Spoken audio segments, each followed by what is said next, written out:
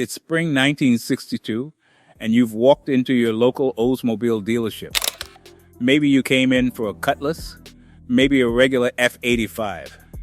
You're not expecting anything to stop you in your tracks. Then the salesman waves you over to something that landed on the showroom floor just weeks ago. A car Oldsmobile hadn't breathed a word about publicly until it appeared almost out of nowhere at the New York Auto Show that April. He lifts the hood and starts explaining what's underneath it, and you're standing there genuinely not sure if he's telling the truth, because what he's describing, a turbocharged V8 in an American production car, isn't something that exists yet, except apparently it does. And it's right in front of you. That car was the Oldsmobile F-85 Jetfire. In the spring of 1962, it became the first production car ever sold to the American public with a factory turbocharger. Not a concept, not a prototype, an actual car you could drive off the lot and take to work Monday morning. Decades before turbocharged engines became the norm, Oldsmobile built one first. Almost nobody bought it, and the ones who did mostly ended up wishing they hadn't.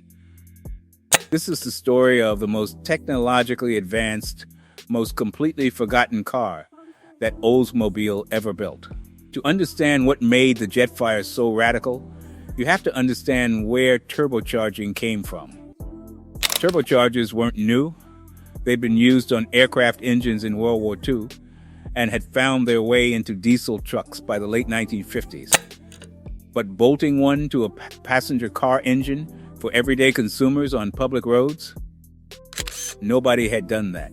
The assumption across the industry was that ordinary drivers weren't equipped to manage what a turbocharged engine would demand of them. As it turned out, that assumption was completely correct. But we'll get to that. Inside General Motors in the early 1960s, there was genuine competitive energy between the divisions. Chevrolet was pushing with the rear-engine Corvair. Pontiac had launched the unconventional rope-drive Tempest.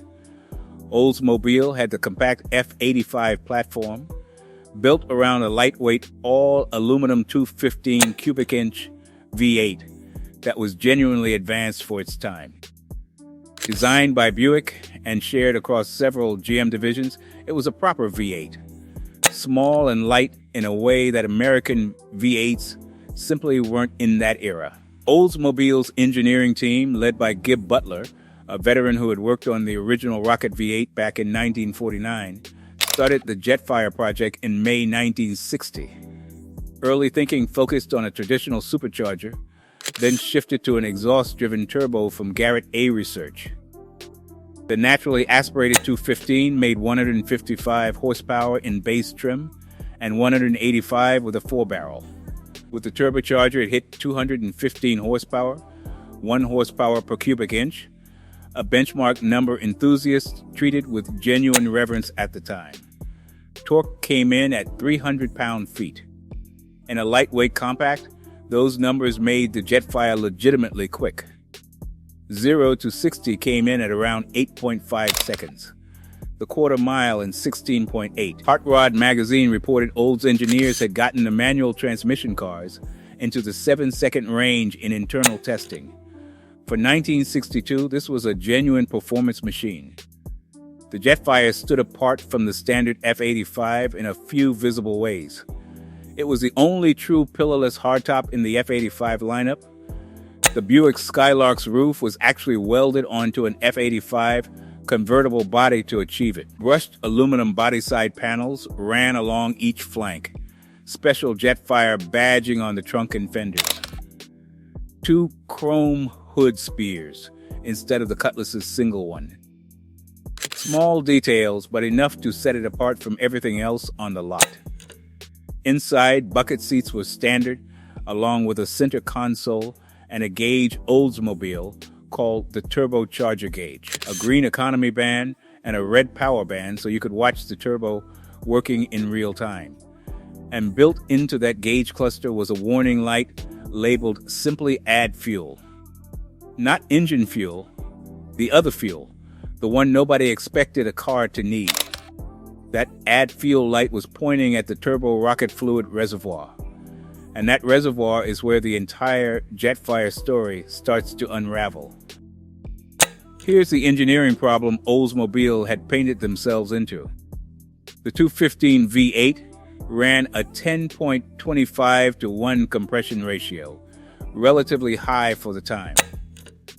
Bolt a turbocharger to a high compression engine, and you create heat and pressure that causes detonation, the destructive pinging when the fuel-air mixture ignites at the wrong moment. Modern turbocharged engines handle this with direct injection, intercoolers, and computer-controlled timing adjustments.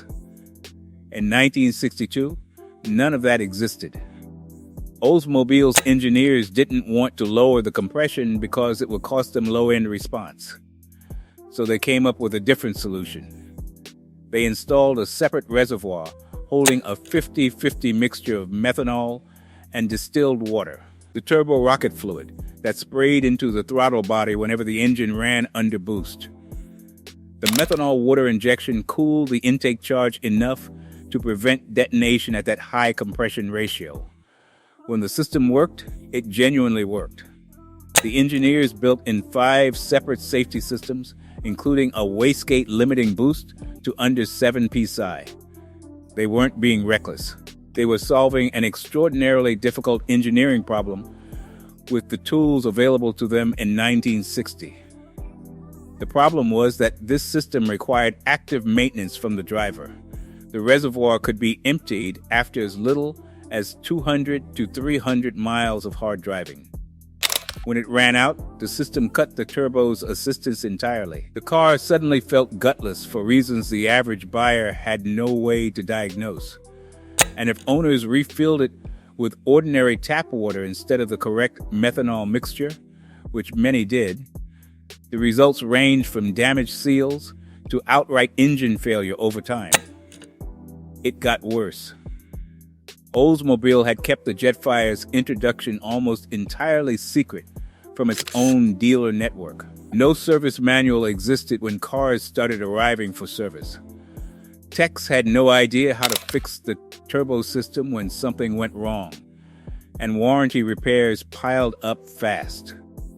Some dealers simply removed the entire turbocharger and turbo rocket fluid setup and replaced it with a conventional 4-barrel carburetor, sometimes without even telling the customer. The cars came back more reliable and stripped of the one thing that made them worth buying. Now, if you've been watching this channel for a while, you know this is exactly the kind of story we live for. Cars that were genuinely ahead of their time, that failed for reasons that had nothing to do with whether the core idea was sound. The Jetfire's core idea was sound. Turbocharging would eventually become the dominant performance technology in the entire industry. But the execution ran straight into a reality the engineers hadn't fully accounted for. Ordinary people don't read owner's manuals, don't remember to top off a separate fluid reservoir, and don't have patience for cars that need specialist knowledge to stay running. If you want more stories about forgotten cars that got the engineering right and the timing wrong, subscribe now, because that's exactly what we do here every single time. The aluminum engine itself added another layer of complication. The 215 cubic inch V8 was genuinely advanced, lightweight, well-engineered, and powerful for its displacement. But aluminum requires different maintenance practices than the cast iron engines that every mechanic in America was trained on. Using the wrong coolant, the type formulated for cast iron engines, could cause galvanic corrosion in the aluminum block, with metallic deposits flaking off and clogging the radiator. The aluminum was also more vulnerable to over-tightening during routine work. Changing the spark plugs, already a relatively simple job, could strip threads in the aluminum heads if a mechanic applied the same torque he'd use on an iron block without thinking about it. The chassis told the same story. Oldsmobile used the standard Cutlass suspension without upgrading it to match the turbocharged engine. The steering was tuned for comfort, not cornering. drums all around. Genuinely potent engine. Underpinnings of a comfortable family compact. The engineering team had put everything into the powertrain and hadn't revisited the chassis to match it. The Jetfire was priced at $3,045, about $350 more than the naturally aspirated Cutlass it was based on.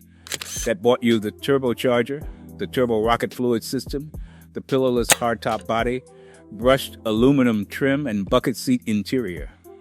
4-speed manual added $199.9. The Hydromatic automatic added $189. Power steering and brakes were extra on top. Only 3,765 Jetfires sold in 1962, though that figure has to be understood in context, since it was a mid-year introduction that arrived on lots in April with barely half a model year to build sales. For 1963, with a full year available, that climbed to 5,842 units, bringing the combined total to 9,607. The Cutlass hardtop alone found over 33,000 buyers in 1962. By any honest measure, the Jetfire was a commercial failure. By 1963, it was clear the Jetfire wasn't going to survive. Reliability complaints, dealer warranty headaches, no proper service training, and buyers who simply weren't prepared to manage what this car demanded. It was too much. Oldsmobile pulled the plug after 1963. Then in 1965, they went further. They offered to remove the turbocharger and turbo rocket fluid system from any customer's Jetfire at no charge and replace it with a conventional 4-barrel carburetor. Most owners accepted immediately. By the time that campaign was done, the number of Jetfires still carrying their original turbo setup had collapsed to a fraction of an already small number. Today, surviving Jetfires with a functioning original turbocharger number somewhere between 30 and 50 cars out of 9,607 built. Only about a dozen 1963 Jetfires are known to be currently registered. A 1963 with a 4-speed manual is believed to be one of only 6 such cars still on the road. When they surface at auction in good condition, they've been trading in the $25,000 to $50,000 range, with original turbo examples pulling considerably more. A restored 1963 sold for $50,000 at Mecum, Indianapolis in 2017. A turning point moment for the collector community finally waking up to what had been sitting right under their noses. The aluminum 215 V8 had its own second act. In 1965, the Rover Company in Britain purchased the tooling from GM and put that same basic engine into Rover sedans and Land Rovers for the next 4 decades, eventually powering the original Range Rover that launched in 1970. The engine American buyers largely rejected became one of the most beloved power plants in British automotive history. Even the engine couldn't get the respect it deserved at home. The Jetfire's failure didn't kill turbocharging, it just delayed it by about 17 years. The technology wouldn't return to mainstream American production cars until the late 1970s and early 80s, when improved materials and electronic engine management finally made it reliable enough for everyday use. Every turbocharged car sold today traces a line back to what Butler's team built starting in May 1960. They got there first. They proved the concept worked. They just couldn't make it work for the people who were actually going to live with it. And the market told them so clearly by largely not buying the car and by converting the ones they did buy back to regular carburetors as fast as Oldsmobile would allow. Fewer than 10,000 ever left the factory. Fewer than 50 are believed to still carry a working turbo. And the fact that ties the whole story together is this. The technology Oldsmobile invented and abandoned in 1963 is now found under the hood of virtually every performance car on Earth. They were right. They were just 60 years too early. If you've come across a Jetfire in person or knew someone who had one, drop it in the comments. Those sightings are genuinely rare and worth knowing about. And if this is the kind of forgotten history that brought you here, make sure you're subscribed. We are not done digging.